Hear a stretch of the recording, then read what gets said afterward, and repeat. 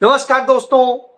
अब ऑपरेशन सिंदूर के बाद ऑपरेशन वोट बैंक जारी है। अब सिंदूर पर राजनीति जारी है, अब सेना पर राजनीति जारी है और अब लाशों पर राजनीति जारी है। जी हां, और यह राजनीति कोई विपक्षी दल नहीं कर रहा है, इस देश का कोई दूसरा दल नहीं कर रहा है। यह राजनीति देश का प्रधानमंत्री नरेंद्र मोदी कर रहा है और वो देश के हर हिस्से में कर रहा है। और तब डायलॉग भी बड़े अच्छे अच्छे बोले जा रहे हैं और डायलॉग इस तरह के बोले जा रहे हैं कि अगर कोई हमारी बहनों के सिंदूर को मिटाएगा तो उसका भी मिटना तय है। तब सवाल खड़ा हो जाता है कि आखिर जिन्होंने हमारी बहनों के सिंदूर मिटाए वो कब मिटे, कहां है, कोई पता नहीं। वो जो तस्वीरें दिखाई गई, बताया गया कि ये पाकिस्तानी है, तो वो क्या कर रहे थे, क्या बता रहे थे? तब हमारे पास इसकी कोई जानकारी नहीं।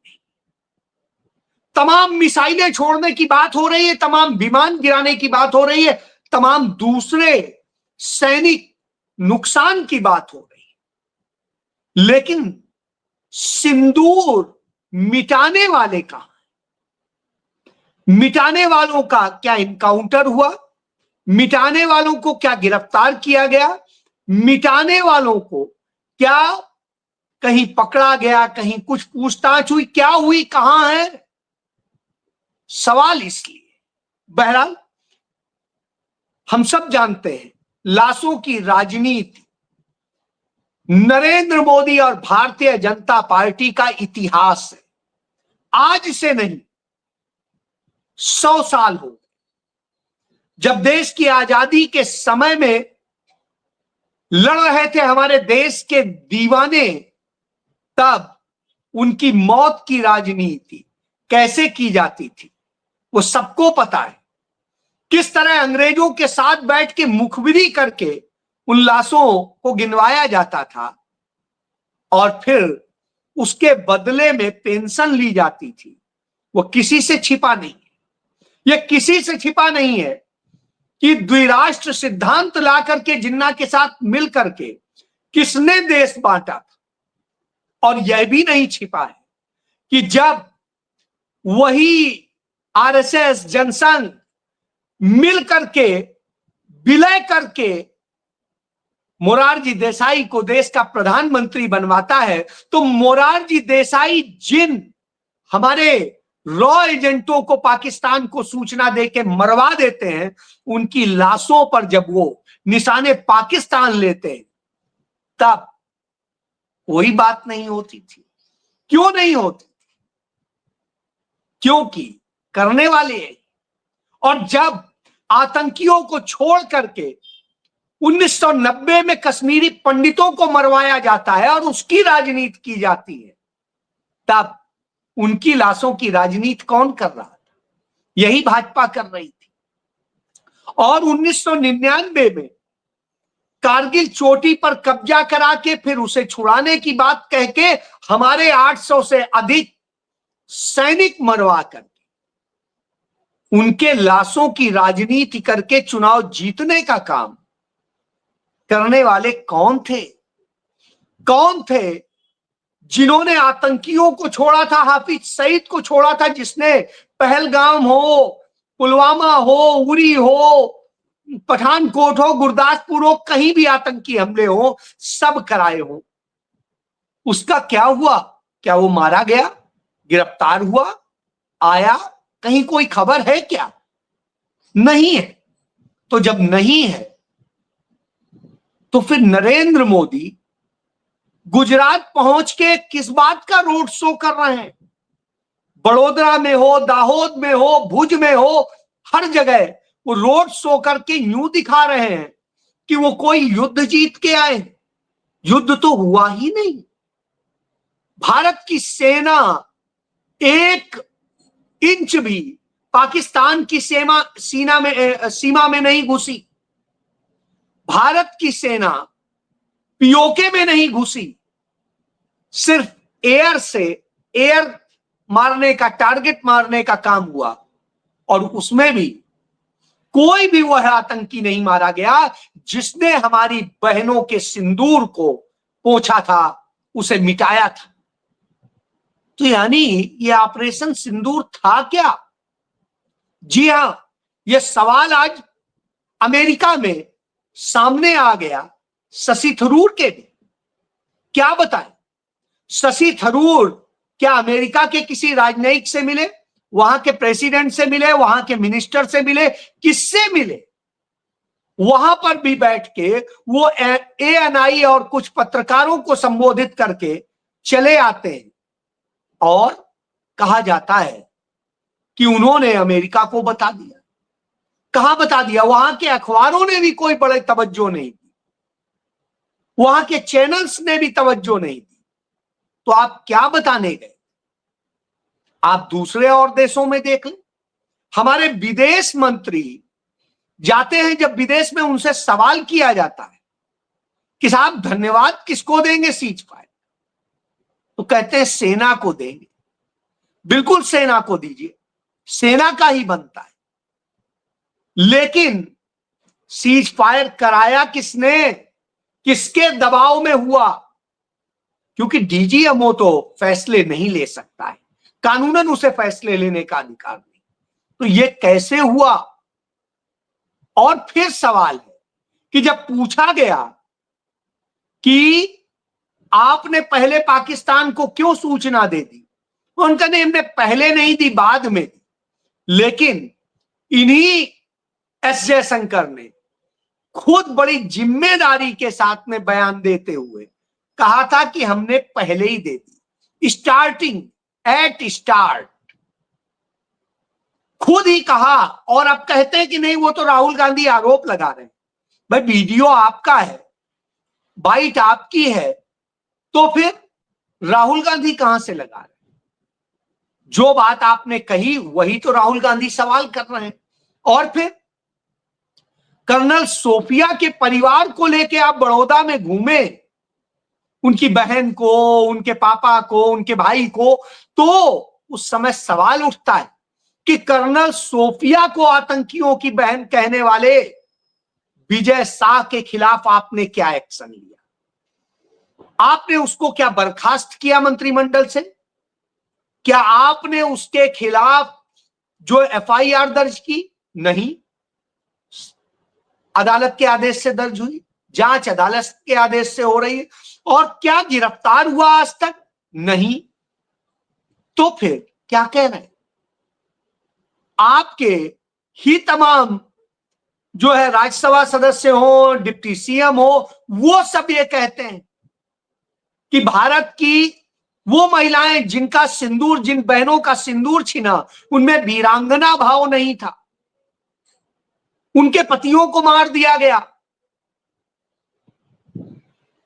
जिसने अपना पति खोया हो उसको आप यह कह रहे हैं, और उसके बाद उस पर आपने एक्शन क्या लिया? क्या आपने उसके खिलाफ कोई एक्शन लिया? पार्टी से निकाला? क्या किया? एफआईआर दर्ज करी? कुछ किया? नहीं किया।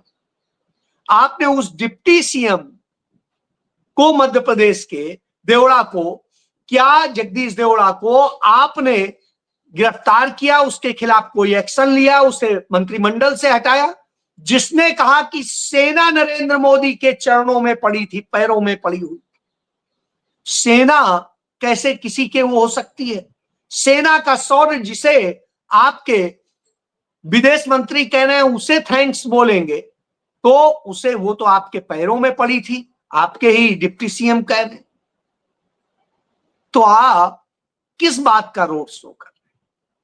आप जहां रोड शो करने जाते हैं और सब करने जाते हैं, तो सवाल आता है, आप लाशों की राजनीति करते हैं, लाशों पर वोट मांगते हैं। और ये 2002 में पूरे देश ने देखा था, तब दुनिया के तमाम सारे मीडिया हाउसेस ने आपको बूचर कहा था, बूचर ऑफ गुजरात, तो बूचर ऑफ गुजरात यानी लाशों वाला ही व्यक्ति हुआ और उसकी राजनीति करके आप सत्ता में आए। उसके बाद आप लगातार उसी तरह के काम करते रहे, कभी इसे मारा, कभी उसे मारा, कभी उसको मारा। और अब तो आपके अपने 11 साल के शासनकाल में जितने आतंकी हमले हुए हैं उतने तो कभी नहीं हुए। जम्मू कश्मीर सुलग रहा है, मणिपुर सुलग रहा है, देश के तमाम हिस्सों में घटनाएं हो रही हैं। आप क्या कर रहे हैं? आज हालत यह है कि मध्य प्रदेश में एक महिला के साथ में रेप होता है और रेप के बाद में उसके गुप्तांग में लोहे की रॉड डाल दी जाती है। एक लड़की के साथ रेप होता है, वो हाई कोर्ट जब पहुंचती है तो पता चलता है 3 महीने से वो FIR दर्ज कराने के लिए दौड़ रही है। इसी तरीके की घटनाएं यूपी में हो रही, इसी तरीके की और जगह हो रही। लोगों के साथ लिंचिंग हो रही, कोई और घटना हो रही, अपराध बिल्कुल चरम पर। और जो आप बनाते हैं, उद्घाटन करते हैं, उनका भ्रष्टाचार ये है कि आंधी आ जाती है, बारिश हो जाती है तो दिल्ली का एयरपोर्ट का टर्मिनल 1 गिर जाता है, इसके पहले टर्मिनल 2 गिर चुका था। इसके अलावा आप देखिए, एक एयरपोर्ट जो मेट्रो स्टेशन मुंबई का 17 दिन पहले आपकी के मुख्यमंत्री देवेंद्र फडणवीस ने उद्घाटन किया था, वो टूट टाट के गिर जाता है। एक मेट्रो स्टेशन जो खुद नरेंद्र मोदी ने दिल्ली में किया था, वो 4 महीने में टूट के गिर जाता है। तो साहब किसकी राजनीति कर रहे हैं? जो उनमें मरते हैं या कुछ घटना होती है तो उनकी लाशों की राजनीति कर रहे हैं? क्या कर रहे हैं? सवाल इसलिए कि लगातार आप इसी की राजनीति करते हैं और जब यह करते हैं तो सवाल तो उठेंगे कि आपने आखिर कौन सा भारत बनाया? और वह भारत बनाया है जो भ्रष्टाचार का है। आप जिसे मुजफ्फरपुर में एयरपोर्ट कह के आए थे, वह एयरपोर्ट आज भी उसी स्थिति में है, आप देख लीजिए। और आप कह रहे थे एयरपोर्ट है, वहां से विमान उड़ रहा है, तो यह दशा है तो आप समझ सकते हैं। तो ऐसी स्थिति में निश्चित रूप से सवाल आएगा कि जब देश की आजादी के लिए 7,32,000 लोग जो शहीद हुए थे, उनमें एक भी कोई नाम RSS, जनसंघ, हिंदू महासभा के किसी व्यक्ति का, जो बीजेपी है आज, उसके किसी एक व्यक्ति का क्यों नहीं देश के लिए?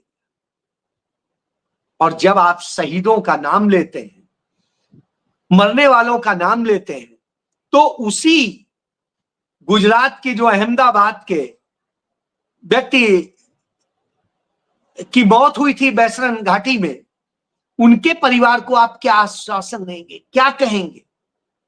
सिर्फ रोड शो करके आप यह बताने की कोशिश कर रहे हैं कि हमने इस देश को किस तरह से भाड़ में झोंक दिया है। क्या बता रहे हैं? किस बात के लिए अपने ऊपर फूल बरसवा रहे हैं? कि हमारे शासनकाल में देश में लोग सुरक्षित नहीं है, लगातार मारे जा रहे हैं, चाहे पुलवामा में हो, चाहे पहलगाम में हो, चाहे पुंछ में हो, चाहे रजौरे में हो, चाहे जो कहीं पे भी, उरी में हो, गुरदासपुर में हो, या कहीं भी हो, पठानकोट, यानी कोई सुरक्षित नहीं। और जिस तरह की स्थितियां आप कर रहे हैं, उसके बाद में कहेंगे कि हमने देश का ये कर दिया। बेहद दुखद स्थिति है। इस तरह के हालात देख के निश्चित रूप से तरस आता है कि आपने भारत को बनाया क्या है। असल में आपने भारत को बर्बादी में ढकेल दिया। आपने बनाया सिर्फ ये कि आप भुज में जाकर के अडानी के रिन्यूएबल एनर्जी के प्लांट को वो करते हैं, क्योंकि अडानी को पैसा कमाना है। अडानी जिसकी हैसियत 10 साल पहले कुछ 1000 करोड़ रुपए की जो पूरा नेटवर्क थी, आज वो करीब 12 लाख करोड़ रुपए की नेटवर्थ वाला व्यक्ति हो गया। अंबानी जिसकी करीब 1.5 लाख करोड़ की नेटवर्थ थी, वो आज करीब 9 लाख करोड़ के नेटवर्थ का हो गया। इसी तरीके से तमाम जो आपके चहेते हैं उन गुजराती पूंजीपतियों के हाथ में सब चला गया। इस देश के लोगों को क्या मिला? इस देश की ना तो प्रति व्यक्ति आय बढ़ी है, ना ही उस औसत में जिस तरह महंगाई और सारी चीज बढ़ी, ना ही इस देश के लोगों को रोजगार मिला, ना ही इस देश के लोगों को कोई और सुविधाएं मिली हैं। तो जब भुखमरी की यह स्थिति है कि 81 करोड़ लोगों को 5 किलो अनाज दिया जा रहा है, तो आप सिर्फ क्या कर रहे हैं? जुमले दे रहे हैं, डायलॉग्स दे रहे हैं और फर्जी लाशों की राजनीति करके, और कह रहे हैं दूसरे को कि राजनीति मत करना। तो राजनीति कर कौन रहा है? लाशों की राजनीति सिर्फ आप। जी हाँ, यही सच। इसीलिए आपको बार बार लाशों का सौदागर कहा जाता है। जी बिल्कुल। जय